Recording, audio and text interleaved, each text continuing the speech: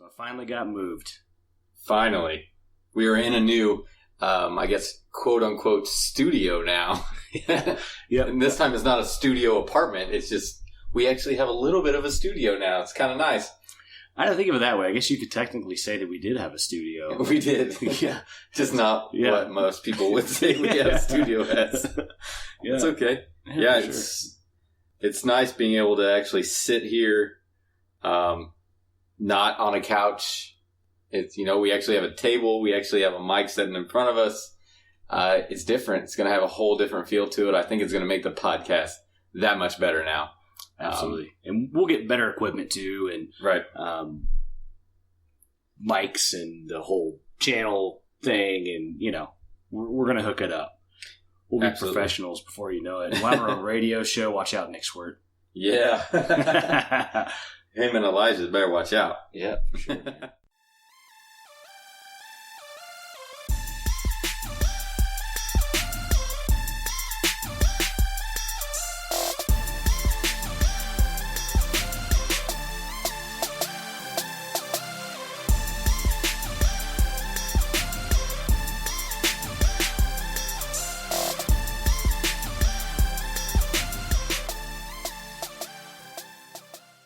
Welcome back to the Hawk Jock podcast. I'm the Fitz, once again joined by my co-host and Hawk Jock creator, Ryne. What's up, man? Oh, just getting ready for week 5. But talking about week 4, we had a pretty good time on before the game. I mean, it was kind of bad towards the end, but it was kind of bad. But before the game, we had a good time. That was a good tailgate. I think it was probably our best one that we've had yet. Yeah, a lot of people there. Had a couple tents set up, plenty of food. Had some other fans contact me, and they wanted to come and hang out. Patrick Moore and his buddies, and they were great. They brought some pulled pork, and it was delicious. It was very good. Yeah, so it was a good time, man. And it's crazy that we started with a couple chairs, a cooler. I don't think we had enough chairs for everyone to sit on. I think a couple people had to sit on coolers or something. I don't think we had. I think I think our first ever tailgate was 4 of us, maybe. We may not even have had any chairs. We had a couple. I know we had a couple, but I don't think we had 4. And we had one cooler. I think we just combined everything in one cooler, and then we had a football and a beer pong table. That our buddy Zach he's had forever. Mm-hmm. And one of those little tiny little speakers, and I think that's it. Yeah, that's crazy. No canopy, no tables. We didn't even have a grill. Yeah, I don't know what we ate. I guess we didn't. Yeah, maybe sandwich stuff. I know at one point I got like one of those small grills that you put charcoal in, with a small charcoal one, but it was such a pain, man. Right.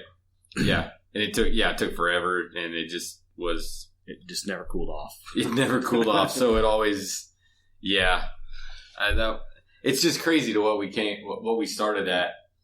I guess that was Weiss's last year, right? And he got fired at the end of the year, or in the middle of the year. I mean, and Bowen took over. I think that was our second year. I think. Was it? I think we came in pretty close to when Weiss got hired. I can't remember. They were supposed to be good that year, and they were not good. And then he got one more year, and that one more year was like, you're on a short leash, and then he gone. Yeah, he gone. But yeah, and it's not even just that; it's where we started tailgating to, all the way in lot 90, far away from the stadium. Nobody was out there. Now, go back to old school KU. And that place was packed, and it was great, and it was a fun time. Oh, yeah. It's not like that anymore. But then we moved to lot 54. The one just north of Allen Fieldhouse. Yeah, right by Murphy Hall. And then now we're up at lot 52, which is we're looking right down in the stadium. It's just the progression has been absolutely beautiful. Yes, and I hope it just keeps getting bigger this year. Like I said, everybody's always invited out. I made that punch, which I have on Twitter. I'm going to put out again, probably around the same time as this podcast comes out, or maybe on Wednesday. The final poll for the name of it. What are we down to? We're down to the Juice is Loose. The Juice is Loose, which I really like that one. That one's pretty. That one's pretty good. I like that one. We got to honor Herbert. I mean, the guy he's so good. He's kind of overshadowed by Puka, and this year he's having, just an insane year when you look at his stats. Yeah, he needs the ball more. They're talking about getting Puka the ball more. Herbert needs the ball more. Oh yeah, absolutely. I agree completely. But okay, here's what it's down to. It's down to the Juice is Loose, Booth Brew, Hawk Jock Punch, and Less Juice. Less Juice. Who came up with that one? I don't remember. Somebody had it, so I put it on there. Less Juice? Less Juice. There's a lot of things that come to my mind, and they're not things that I want to put in my mouth. Yeah. I don't know. Yeah. That's crazy, man. That's a different one. Well, but I'm voting for, me personally, the Juice is Loose.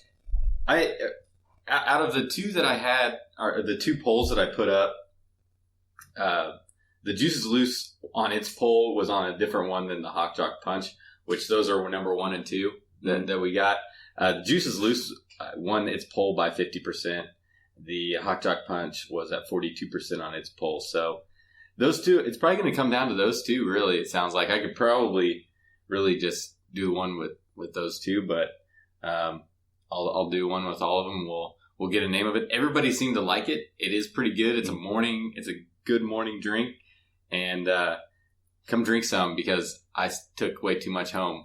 So I've got to take it up to my buddies on Sunday for the Chiefs game, and hopefully they all drink it, so I can start fresh. But yeah, that was a good tailgate. Yeah. I hope it gets bigger. Everybody's invited. Come out October 5th.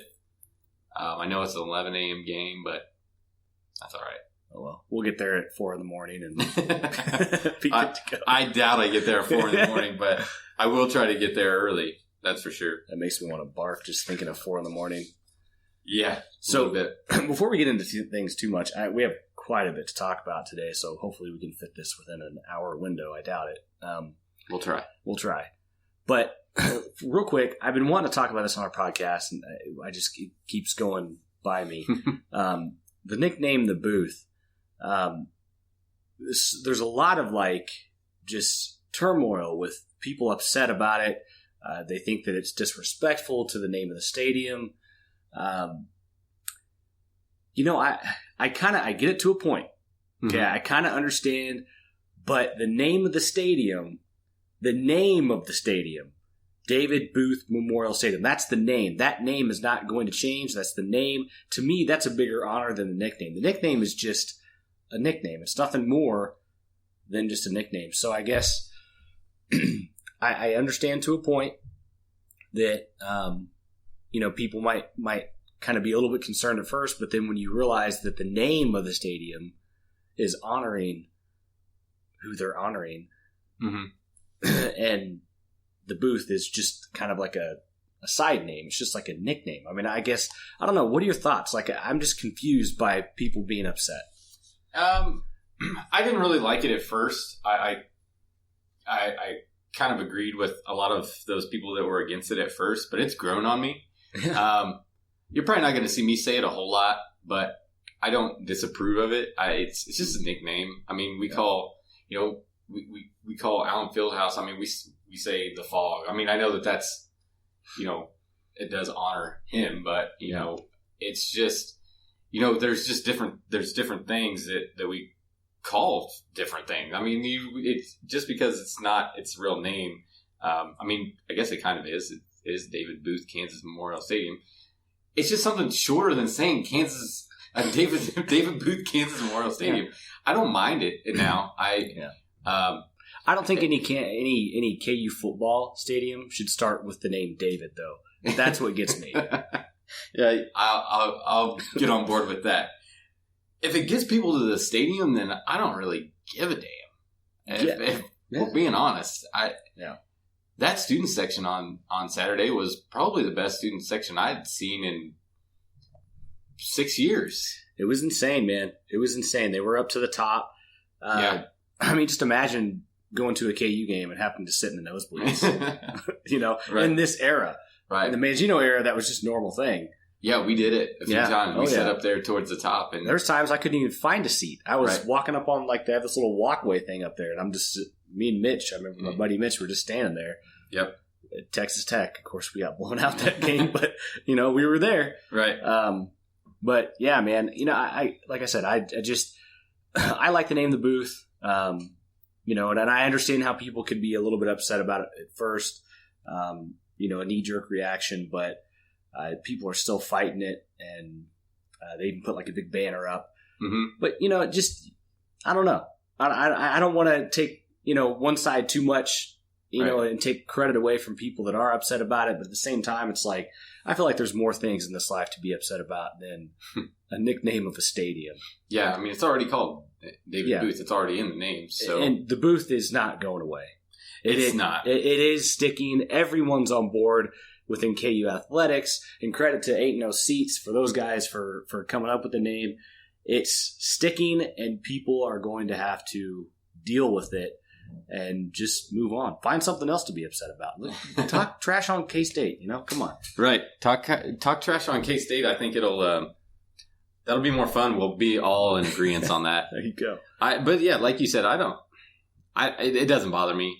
At first I did have a knee-jerk reaction. I didn't really say much about it, but I did have a knee-jerk reaction. And I just don't really care for that. But it's growing on me. I like it.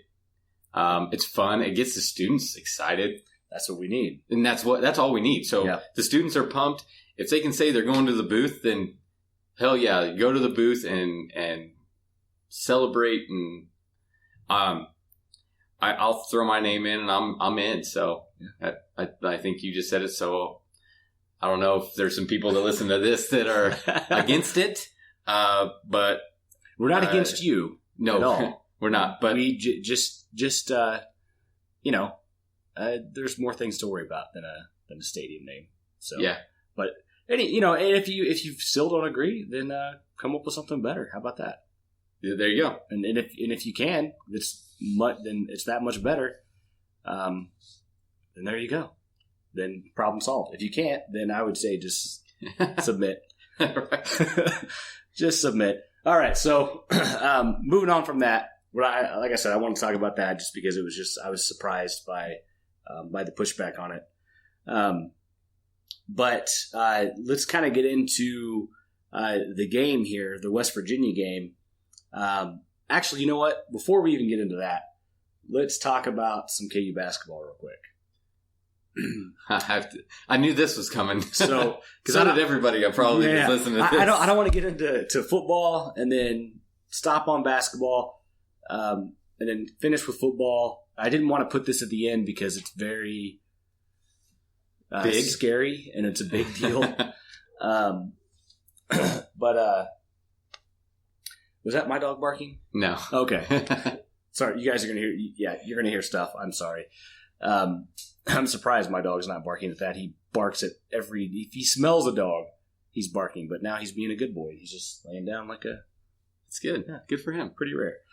So anyways, so KU, I didn't read a ton about it because I saw tweets about it, and I'll be honest with you, I got sick to my stomach, and I just plus I've been moving, and I'm still getting stuff set up and getting organized. So I didn't really want to stop to look at that type of news. It wasn't just to be sad. Yeah, just to be sad. I'm trying to be happy now. But yeah, there's some level 1 violations apparently, and it's I don't know. Ryne, did you read into some of it? What'd you get from it? Yeah, I did. I did look into some of it. It really has to do with. I mean, everybody already knows. It really mainly has to do with Billy Preston and Silvio De Sousa. And those payments. But, Bill Self came back. He fired back quick. And I don't know if it's going to do him any good to fire back like that. I hope it is.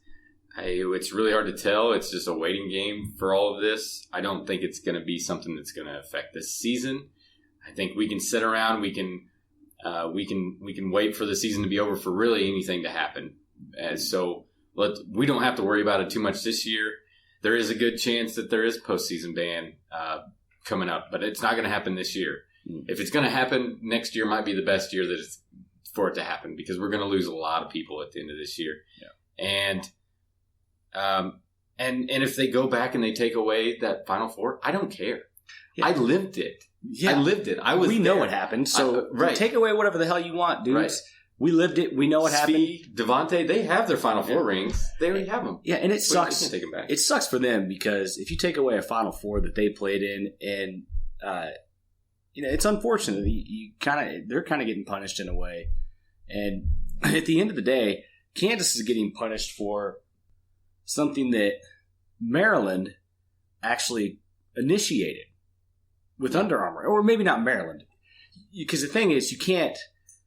Again, when people talk about how Duke's paying their players, you can't really say Duke is paying their players because then you have to accept that if Adidas paid players, then KU paid players. You know what I mean? So you have to kind of be on one side or the other. So not necessarily Maryland, but Under Armour apparently paid Silvio's Guardians somewhere upwards of like $60,000, I think, is what it was. Although I don't know that they can even find that money, or I don't know where that Under Armour wasn't really investigated, so we don't know. Yeah, we don't know. It was just Adidas, so I don't think that. But so I mean, again, there's just no proof there for that so much, or maybe there is proof. I don't know. I didn't. Maybe I sound like an idiot right now. I don't know. But the fact is, Maryland's not being punished at all. Under Armour's not being investigated. And they still use that, it seems like, against Kansas. You know what I mean? Like that money, and it's just because Silvio came to Kansas. So it's like, oh, well, he got this money. Well, that money didn't come from us. And then he got the only money that he got anything from Adidas was for a class. Right. Some $1,500, which he's now, he's been suspended for a year. And then, of course, the Billy Preston thing, he didn't even play a game. So, but I get the NCAA, they don't punish just for breaking the rules. They punish for even attempting to break the rules. So, and I think that's in their laws. Like if you even try to, or there's a plan to break the rules, or to pay a player, then obviously, you're still subject to violations. So, I don't know, but it's just, man, they're really trying to throw the hammer down on KU. They are, and Bill Self's fighting back, and he straight up called them liars. Oh, absolutely! And that was the biggest power move I think of an NCAA coach that I've seen. I don't know when I've seen it. Their wording was just horrible. I mean, it was very. You would think that Bill Self took all their moms out to dinner and didn't pay for it or something. like he invited all their moms out and then just left the bill. Bill. Hey. But I mean, they just seem so upset at KU, and I get it that there's a lot of stuff going on, and there's a lot of questions. It's all these players getting paid, and then they had this investigation with the FBI on Adidas, and there's a lot of things, and a lot of people are questioning the way the NCAA is being ran. So they're trying to deflect all this. And they're trying to hit one of the top-tier programs in the nation as hard as they can to say, no, we're in charge. You're not in charge. And I'll tell you what, man, it's not going to be good. It may not be good for KU, but it's going to be worse for the NCAA at the end of this thing. Because Kansas isn't going to just lay down and say, you're right, we screwed up, punish us, we'll take the punishment. No, Kansas is going to fight it, and they're going to launch their own investigation. Kansas is going to fight this thing tooth and nail. That's for sure. I mean, they appeal after appeal, whatever it takes. They're going to make sure that the NCAA after this fight is either going to quit or they're never going to do this to any other program and change their rules so they don't have to mess with it ever again. And KU at the end of this could end up turning out to be a savior for all these programs. They could. And when it comes to the NCAA, like you said, they don't care that Billy Preston didn't play. That's not their point. Yeah. They don't care that they suspended Silvio or that they deemed him eligible twice. They don't care. That has nothing to do with this investigation. The investigation is the fact that those players were paid. It doesn't matter if they played it at all. That's not the thing. Now, because one of them did play after the payments came to light, and then he was suspended. That's where we might get some things taken back, like the Final Four, or the 14th Big 12 championship, which I don't care. I really don't. We know what happened. So we know what happened. Every Kansas fan knows what happened. The flag will still fly. The banner. I think we have to take it down. If we get, I'm not taking. No, I will not let them take it down. I will hang on that. I will freaking handcuff myself to the freaking pole and just stand there. That'll be my permanent job. I'll just stand there and hang on to the banner and say, "I dare you to take this down." They will. They will still take it. They'll still take it down. We'll make a new banner. I'm not going to give back my Final Four T-shirt. They seriously would make us take. Didn't UCF have like some sort of championship banner they hung up? They don't make them take that down. Yeah, that was fake. I don't know, but they made Louisville take their stuff down. That's so dumb. It's like it's our banner. Right. I don't know. You want us to put an asterisk by it and say we already count our first two championships as national championships, and they're not. So that was before the NCAA championships even existed. So I don't know. Maybe we can hang whatever banner we want. It doesn't matter. Yeah. But it doesn't. It doesn't matter if those players played. It doesn't matter if they're eligible now. It's the fact that they were paid. KU's going to fight this thing with everything they have. Bill Self does not want people talking trash on his program like the NCAA made it seem. I know every Missouri and K-State and Iowa State fan, Kentucky, Duke fan, whatever, they're all, oh, yeah, look at Kansas. Well, but I haven't seen anything from Duke or Kentucky fans. I don't have very many friends that are either of them, so I haven't seen much. But I've seen on my Facebook, because I don't follow any MU or K-State keep their mouths shut. People stuff on Twitter, but on Facebook I have seen some stuff. But I don't care because we're going to fight it, or KU's going to fight it. Bill Self's going to fight it. And Bill Self he's a very, very high-profile coach in the NCAA. I mean, he's top 5 high-profile coach in the country. He's going to fight it, and he's probably going to have some coaches on his side as well, if I had to guess. Yeah. I would this whole deal. Yeah. I wouldn't see Coach K doing it because Coach K has more to lose because he could potentially get caught. I think there could be some coaches that step in and, kind of just say, this is messed up. There's already some analysts out there saying, hey, this is ridiculous. There's some that are running with it that are just excited to see it happen, which why would you be excited to see a player that deserves this money to go down? It's not just the program, it's the player that's going down. We have to think about the student athletes. It's like you're excited about some kid that is getting an opportunity taken away from him because he's not getting money that he earned. I saw an article today. Somebody put out, I think it was like USA Today or something, and it had cheater real big in the headline. I'm like, that's some clickbait, isn't it? Yeah. I don't know. It's for people that don't read. It's for people that don't actually read the articles or that you'll have journalists out there that don't really fully read the facts and they just write. They don't want to read the facts because there's a lot of journalists out there that don't like Kansas or that if they don't really give a crap who it is, they just want to write something that people are going to click on because the more clicks, the more money they're going to make. Yeah.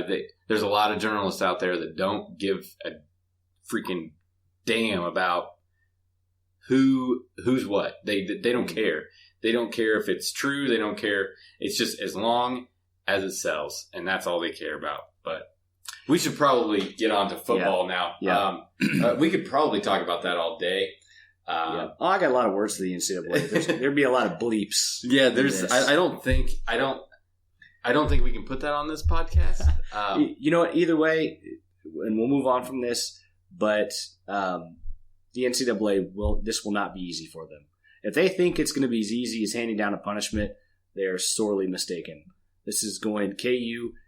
They will eventually probably have some sort of punishment. Not sure what it is, but they're going to make sure the NCAA walks away from this bleeding, hopefully severely. Yeah. So, football. Let's talk about football. Football. Yeah. Kansas, West Virginia at Kansas. So this was a game that we thought we could win. It was close. It wasn't like a Coastal Carolina game. The offense didn't come out as expected, unfortunately, or at least not what we expected it to be. The defense played pretty well for the most part, but West Virginia, man, they came in with a game plan. Neil Brown, he knew what he wanted to do. He executed it perfectly. The way that it was like we were playing Navy, the way they were running the ball, man. They had that one guy always coming around, that wide receiver, and they ran this option offense, or RPO, I guess. It just killed us, man. We just could not defensively. We did make some stops, but these drives were always so long, and it just took so many opportunities away from us. What are your thoughts? I know you were pretty upset after the game. I was pretty irritated because, it was not what I expected. It was, we got stuck in between this RPO offense that we ran against Boston College and then this offense that we ran against Coastal Carolina. We got stuck somewhere in this power run, half-assed RPO. What does Ron Swanson say? Never half-ass two things, whole-ass one thing. There you go. And we half-assed two things. And that's why we lost. West Virginia had the ball. I think why I was so irritated with it, because it seemed like we never had the ball. And I felt like our offense had nothing. Well, one of those two things was true whenever I finally went back. Whenever I was done being so irritated, and probably Sunday, and I was getting excited for the Chiefs game because, that's something to be excited for. I went back and looked at the stats, and then Jesse Newell, I believe it was, had some articles that come out. Our offense wasn't that bad. It really wasn't. We had 417 yards. And our defense wasn't even that bad. No. It was just the game plan that Neil Brown put together. Yeah. Was just, he outcoached KU. He outcoached Les Miles. Absolutely. So they had the ball. They had the ball for a whole quarter longer. That's a whole quarter, insane. and I'm not exaggerating this. They had it for 15 minutes longer than KU. And awful. And I don't think this would happen again. I think this was kind of a one-time deal. I don't think you're not going to see another Big 12 team do this to Kansas. So that's good. But every other Big 12 team has a really good offense. So that's why you're not going to see this as well. Yeah. But, this was just a case of Neil Brown knew his offense wasn't great, and he had to find a way to take Kansas' defense off guard, and also to slow the game down and to take time off the clock, and that's exactly what he did. And he also had to take the risk of making sure that they put points up by doing this and not just focusing on running the clock down. And they did that. They put on points, and they ran the clock down. And it really put a lot of pressure on our offense. And the offense didn't have a horrible game or a bad game even, but they had limited opportunities, unfortunately, and it showed. Whenever we have the ball for 22 minutes and they have it for 37, that's crazy. That's insane. Yeah. And that's almost unheard of. That big of a difference. Well, that's like when you play Army and Navy and those teams. You're going to run into that issue, and that's what Neil Brown did to us. He had a hell of a game plan. He really did. He armied us. We did have some good plays. We did have some really positive plays. I went back and watched the game last night, and I tweeted about it. And I tweeted about a couple of different things. One of them was kind of funny, and I'll get to that in a second. But on that first touchdown by Lassiter, something that really stood out with me, Parchment and and Charlotte were both on that side, and they both threw key blocks for him to get in that end zone. Charlotte had the best one. I think Parchment really just kind of ran in front of the guy and just kind of stopped him for a half a second, you know. But if Charlotte wouldn't have turned around and looked and was 100% team focused, not, oh, the ball didn't come to me, I'm going to stop here, we wouldn't have had that first touchdown. And he was, because Lassiter got in the end zone he was right on the edge. And that was because Charlotte had a really, really good block. And I was very impressed by that. I did like seeing that. I did like seeing some positive things. Obviously Parchment he's a hell of a wide receiver. He's fast. Carter Stanley, I know he had the one interception in a bad time, but that was actually a good catch. It was. I mean, the guy had no business catching that ball. Right. He extended and almost caught it then, and then it just fell right in his lap as he fell down. I mean, he needs to chalk that up as saying that didn't even happen, because not many times is that going to ever happen. No, it's not. But I mean, Carter Stanley had a good game. He really did. He had 275 yards. His QB rating was 75.4, which is not terrible especially for what we probably thought it was. And he had 3 touchdowns. That's on 25 throws. That's and what was his percentage? Completion? I don't have his. He's 19 for 25. Yeah. Whatever that is. I don't have my calculator out. Yeah. So I mean that's pretty good though. Yeah. I mean that's we can't ask for a whole lot more than that. He had 3 touchdowns, 1 interception. That's not terrible. Yeah. And he had almost 40 yards rushing, and so I mean the dude had a good game, you know, at the end of the day. In Kansas, we didn't play bad. It's just we came into a game plan that we didn't expect. It was like that Boston College game. I think if we were to play West Virginia again, we would beat them by a couple touchdowns. We would not let them get away with that game plan. We would force them out of that game plan, and then, it would go in our favor. So they would not have the ball as long as they had it. But yeah, it's unfortunate. Kansas lost 24-29. They were fighting there till the very end, which is another good sign for them. But first time they lost against the spread too this year. Yeah. So they were 3-0 against the spread all year, and that was by half a point. Yeah, by half a point. And now they got TCU next at TCU. They beat TCU last year. That was their one Big 12 win, and TCU just got beat by SMU. They did. Who has a really good offense. They have a really great quarterback. And I think he's a transfer from Texas.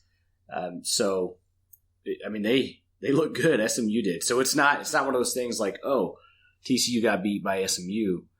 That's not a good team. We should be able to go in there and win. No, SMU is actually I don't know if they're going to end up being ranked, because I think they're undefeated. They're 4-0. They're not ranked right now. Oh, they're not. Okay. Well, they I'm not sure what their schedule's been like, but they're a good team. So it wasn't like SMU came in and they're some low level team. They're a really good team, and TCU unfortunately just couldn't keep up with them. And TCU has some issues on offense.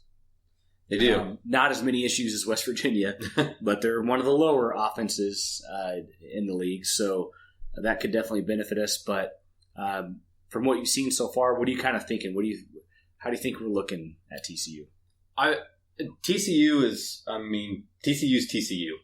They're always the same. They always have a pretty good offense. Their defense is usually not that great. It's how it has been ever since Gary Patterson's been there, really, I think, as far as I can remember.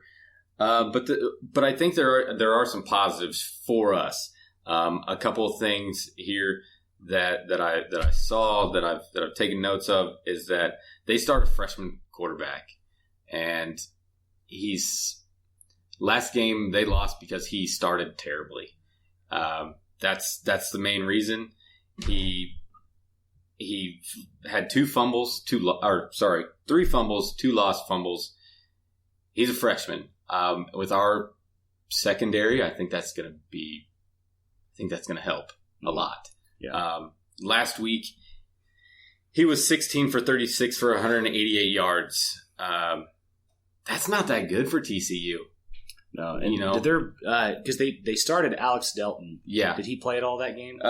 He did not play last game. I don't believe. Let's see. Because he was kind of having a rough time too, so they put that freshman in.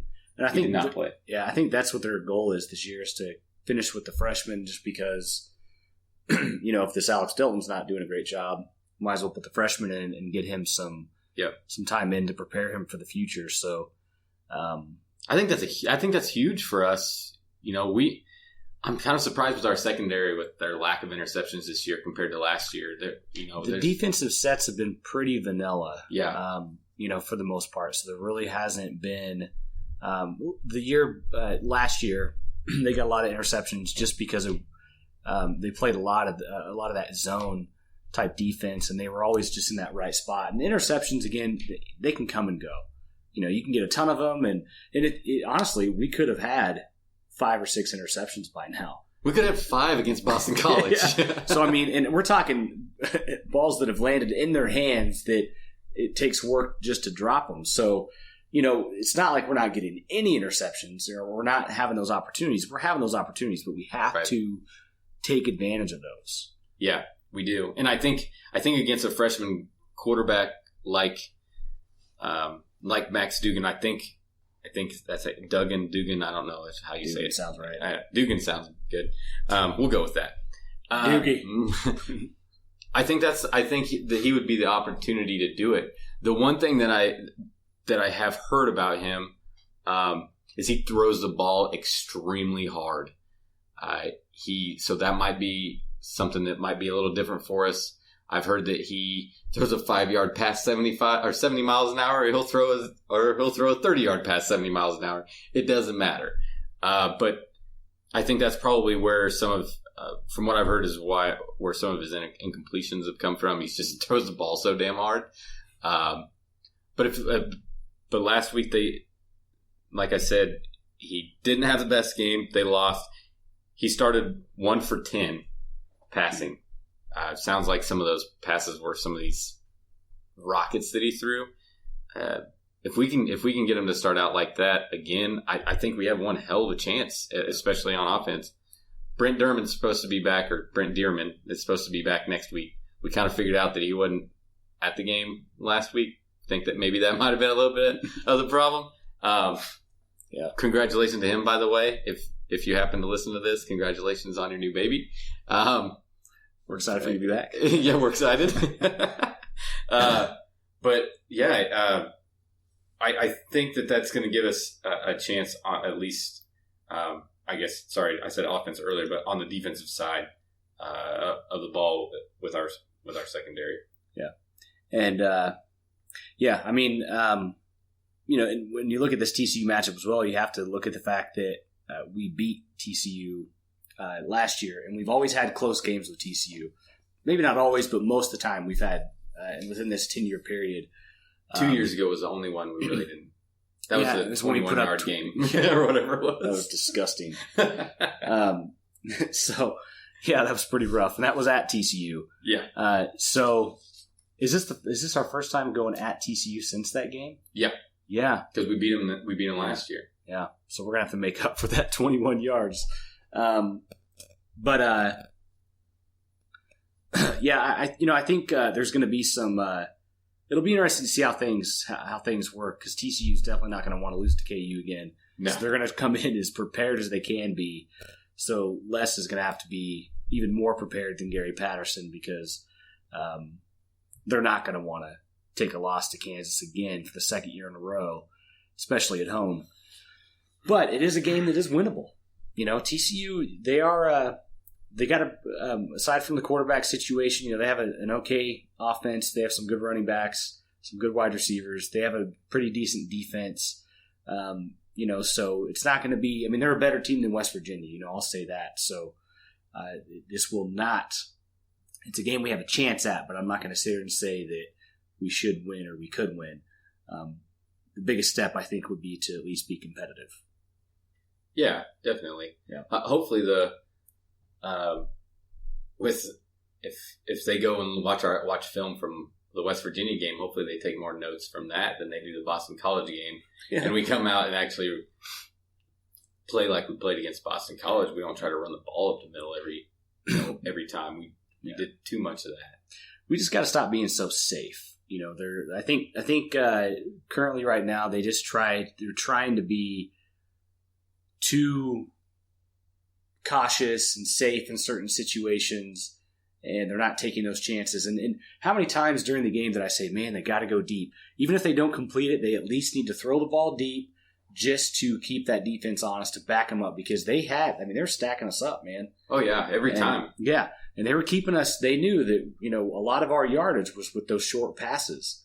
And they played that tough, that man defense, and they're playing us tight, man. And that's I think what threw us off. And then we kind of got back to like trying to power run. Oh, well, they're going to play us tight. Well, let's just run right through them. You're not going to do that. And we didn't. No, we definitely did not run through them. So, and then Carter Stanley throws a deep pass to Andrew Parchment and a 75-yard touchdown. Now, it wasn't like a 60-yard bomb or anything. I mean, it was probably a 20, 30-yard pass down the field, but he still threw it over the top of he did, everybody. And that's what we needed. And I think we could have seen that a couple more times in that game, just to open that defense up, spread them out. You have to, because I know we had those 4 wide receiver sets, but those just weren't working because they knew that we weren't going to go deep on them. So the one time that we did, it was a touchdown. So right, we have to take more of those chances. And they have to start trusting Carter Stanley. I get it. When he makes his mistakes, it's when things break down and he's getting pressured. He panics, and he panics way too soon, and he tries to force something, and then it goes bad. The interception in the West Virginia game it was bad timing, but it wasn't necessarily a bad interception. Yeah, I mean, he didn't really pass it right to the guy. The guy just made an absolutely incredible play. And in that game, he was looking to run the ball. Hell, that one drive, he ran the ball like how many times in a row? Like he just kept running because his first read, it was right out of the half, I think. Mm-hmm. His first read he didn't like the first read, so he ran. And I like that. I like that he's doing that, and that in itself is going to open a defense up and get them to do different things than what they're doing. So I think that's going to be key, but we'll find out how. TCU starts 2 freshmen and a sophomore in secondary. That's got to be to our advantage. That has to be. Those few things have to be to our advantage. I know that Gary Patterson's a good coach. They get better players than we have gotten. Yeah. But those are a few things that are really on our side, and I think that it gives us a little bit of an edge in those couple of places. I don't know if that's enough to win the game, but I think it's definitely enough to give us an advantage to at least be competitive and give ourselves a shot. That's all we need. We need a shot to win. And whenever just like in basketball, whenever we let these, we're always 98% of the time we're the superior team. Whenever we let these teams hang around by 6 points the whole game, they come back, they'll win. Not all the time, but they have a chance to win. They win. They get that confidence that they can win. We're on the other side of that on football. In football, if these teams let us hang around, give us some confidence that we're going to win, and we're gonna pull 1 or 2 of them out. Yeah, just like some of these bad basketball teams do against these superior teams like Kansas and some of them. If we can hang with TCU, and it's 30, and the points are in the 30s, I don't see why we can't win. Yeah, man. It's and that's what it's about this year, is keeping the games close and keeping them competitive. No more blowouts. Make the other team nervous, and eventually, if we can keep all these games competitive, we might be able to squeak out 1 or 2 games in the Big 12. And who knows? I mean, that's really all we need at this point. We don't need a ton of wins. I know the program, all the players, they really want a bowl game at this point after losing to West Virginia. That's pretty much West Virginia and Coastal Carolina pretty much knocked that out. Of course, they should still believe. Always continue to believe because that's what's going to get you from game to game. But it looks pretty tough. A tough road for a bowl game at this point because they still need 4 wins, and we still have Oklahoma, Texas, K-State, which doesn't even look winnable at this point. No. Oklahoma State, they're a great team this year. And Baylor looks really good. Of course, Baylor just had a really tough game against Rice, which isn't good for them because Rice is not good. But that could have been, an off game for them. Yeah. So, I mean, if we're going to win any of these other games, I do think TCU is going to be one that we have a chance at, even though it is at TCU and obviously Tech, because Tech is just not very good. Yeah, they lost their quarterback. Yeah, but what happened the last time they lost their quarterback against us? And Simonek freaking just threw us apart, man. Well, they don't have the same offenses as they had then, but they don't have backup. Alan Bowman is insane. Their quarterback, he's really good. Throws the ball a lot. Their backups aren't anything close to what he is, so it is a pretty big fall off. And we have that at home. Yeah, so that'll be huge. So, look for that one to be a potential TCU potential. After that, it's pretty thin. But like we said, if we kind of hang around, we can get who them knows? Yeah, who knows? So hopefully we do. Yeah, for sure. Well, let's talk about predictions on the TCU game. I don't know what are you thinking here? Well, like I said, I think with their young quarterback, their young secondary, we're a little bit more experienced in some of those places. I do not necessarily think we're going to win, but I do think our offense is going to come back, and we're not going to do what we did last week. I do think that we will stick around close. Just I'll say 28-35. Right on. Pretty close to what I'm going with. I'm going with 38 TCU, Kansas 31. Which would even be more fun. Yeah. So a lot of points on the board. Just an exciting game. Kansas, stays real tight the entire game. It's a close game. And I think, again, it's still, even a loss like that, is still, for Kansas at this point, is a win. TCU was just ranked 25th last week before they lost to SMU. So that's huge. Yeah, absolutely. So it'd be huge to have a game like that. So again, TCU, they have the issues at quarterback, so that could play at our advantage. But they do have a good defense, so it's going to be, I think that'll probably be the toughest defense that we've played this year will be TCU. Even though SMU lit them up, but SMU they're a really good offensive team. Yeah, they shut Purdue down. I think Purdue only had 13 against them. Yeah, I believe. So they're decent. Don't get me wrong. Yeah, so I think they're because Boston College, their defense was not good. As far as turnovers, they create a lot of turnovers. Again, could have been a situation where they were just in the right spot, or maybe accidentally in the wrong spot, which happened to be the right spot. You never know with those situations. So, but they gave up a lot of yards before they even played KU, and then KU absolutely just exploited them and just went nuts. So. It was expected to see KU put up some yards, but they went over and beyond, obviously. Right. But this defense with TCU is going to be tough. So it'll be interesting to see how that plays out. So we got our predictions in for that game. Again, I can't stress enough with fans. I mean, it was fantastic that they showed up and how good it looked. I know there was an announcer, ESPN broadcast announcer, talking trash on the crowd. I'm like, okay, first off, no. You haven't been here. You haven't seen the 19,000 people or the 19,000 average last year, attendance average. This was double that, or close to double. Maybe not quite double, but pretty close. I never caught what the announced attendance was. Did you? It was like 36 something thousand. I mean, it was. Was that more than the first two? Mm-hmm. Yeah. What were the first two in the low 30s? 31 was like 33. The other one was 34. Gotcha. Keep growing. Yeah. So and hopefully it keeps showing up. And I have a reason why. Okay. Go ahead. Okay. So I have it wrote down here. I have all these averages wrote down.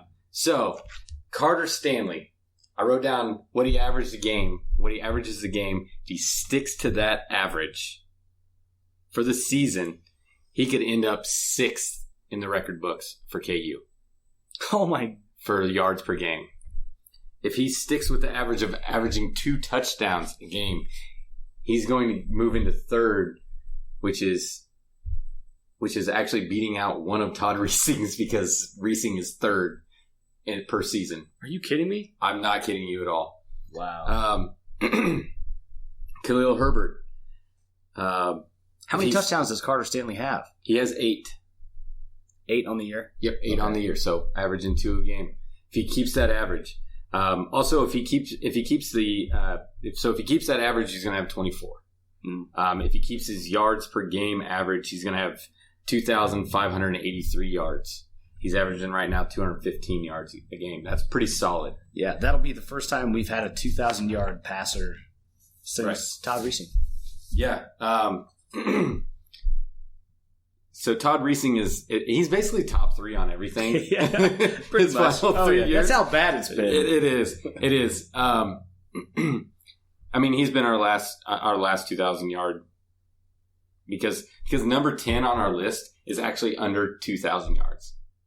Believe it or not. So that's not good. So making top 10 isn't really that great a deal. It's not, but it would move him into 6th for a single season.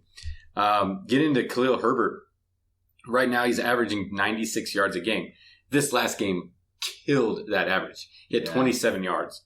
But if he sticks to that average for the rest of the year, he'd move in to 5th for a single season rushing for KU in yards. And he's got Puka to share with too. He does. If you imagine if he was just on it, himself, the carries that he would get. So absolutely. And there's 3 reasons. I have a few more here. Okay. Andrew Parchment. We just said he's having a hell of a year. Here's how good of a year he's having. His receptions, he's averaging 6 a game. If he sticks to that average, he's going to move in to tied for 5th for single season receptions. Same with yards per game. He's averaging 91 yards a game.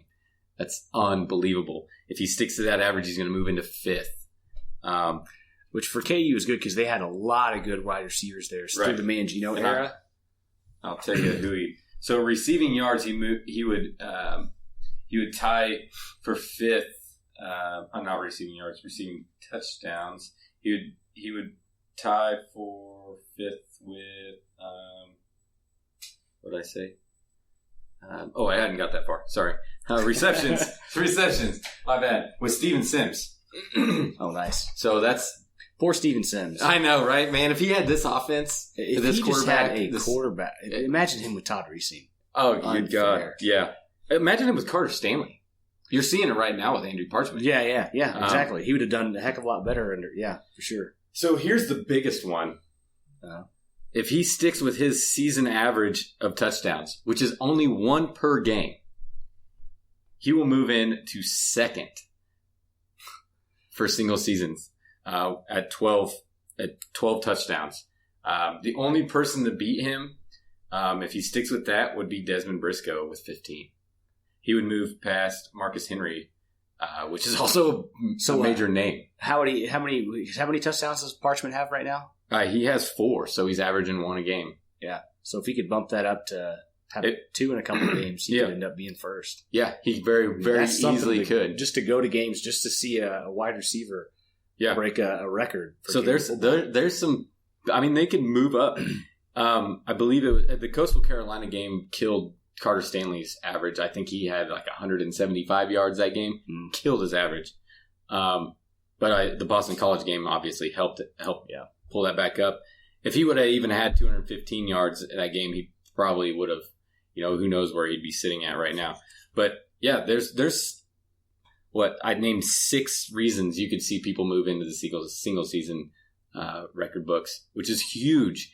And you could very, very easily see Parchment move into first. But the difference between 12 and 15 touchdowns is not that much. He could easily do it.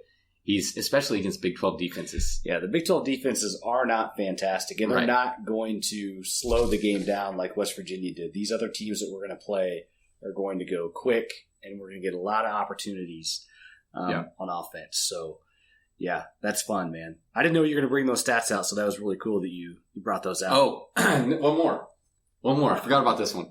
So Carter Stanley, total offense. With Carter Stanley, if he keeps his average yards, he'd move into 6th, and that's your his rushing and his passing yards. So beautiful. There's several things. Man, they move up to the middle of it. This season could be huge for some of these players. And Parchment's only a junior. Yeah, so we get him next year too, hopefully. And yeah, I know we got to make sure he stays. Yeah. We got to keep that a person like that, a player like that. But again, we're going to have that question as far as who's going to be quarterback. So we'll see how that unfolds. Yeah. But that's next year's problem. Right. We have enough problems in front of us. We definitely do. Right. So we covered quite a bit there. One thing I do want to comment on, David Beatty cheated. David Beatty cheated his way to 6 wins. In 4 years. That greedy SOB. Oh, man. He couldn't just deal with 4. He had to go and cheat his way to get 6. That's insane to me, man. I know that KU's in trouble for that. It's level 2. There's probably not going to be a lot. There's probably not going to be a ton of punishments. There might be some. I mean, what are they going to do? Ban us from postseason this year? I don't know. Dare you? Go ahead. Yes. Man, I just started laughing when I read it. And I know that's probably not the reaction I should have had, because the first paragraph I read about Bill Self and the basketball program, I'm thinking, oh, F. And then I read that and I start laughing. I don't know if it was a nervous laugh because of the paragraph I just read or if it really was that funny. But I was dying. I was cracking up so hard just sitting there reading that. How do you cheat and only win 6 games? And the thing is, from what I understand, Kansas self-reported it to avoid paying him $3 million. Absolutely. I hope they did.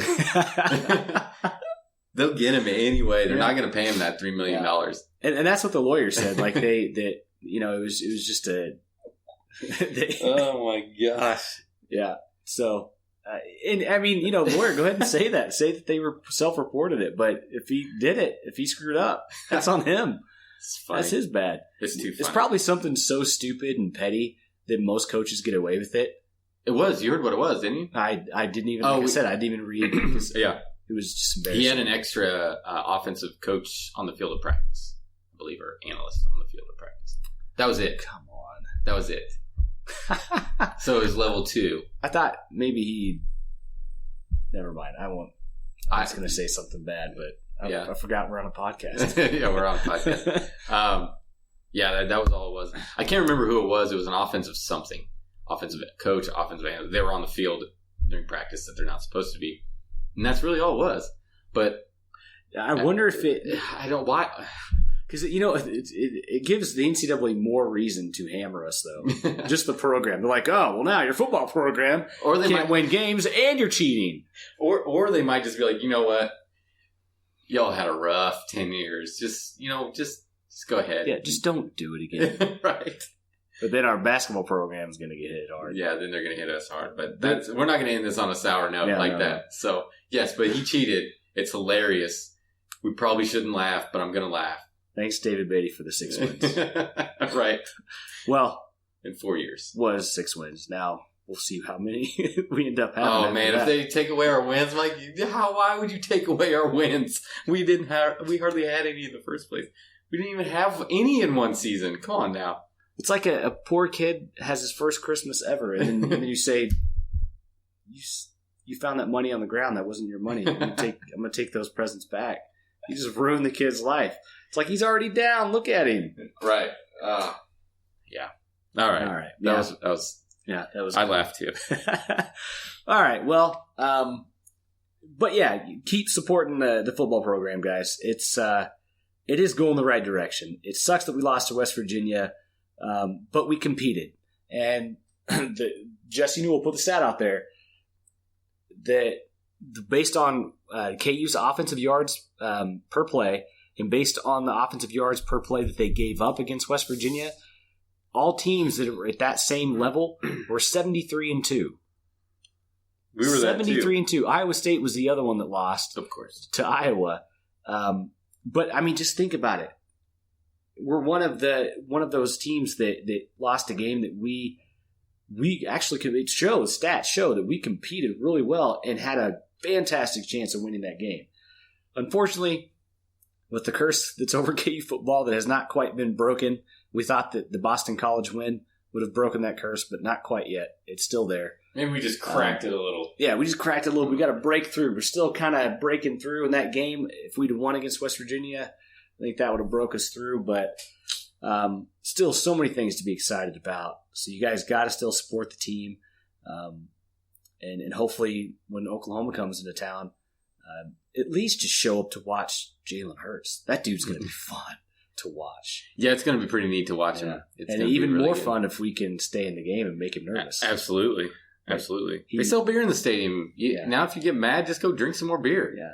That dude looks dialed in, though. Yeah. I mean, he's leading all Heisman. He has one thing on his mind.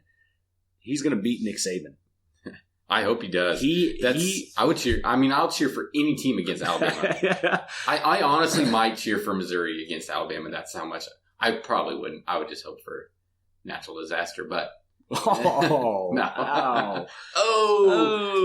Everybody listening to this podcast 100% agrees with me. So they're clapping. They're clapping. We had a clapping sound. Yeah, you need to get some sound effects for this. I do.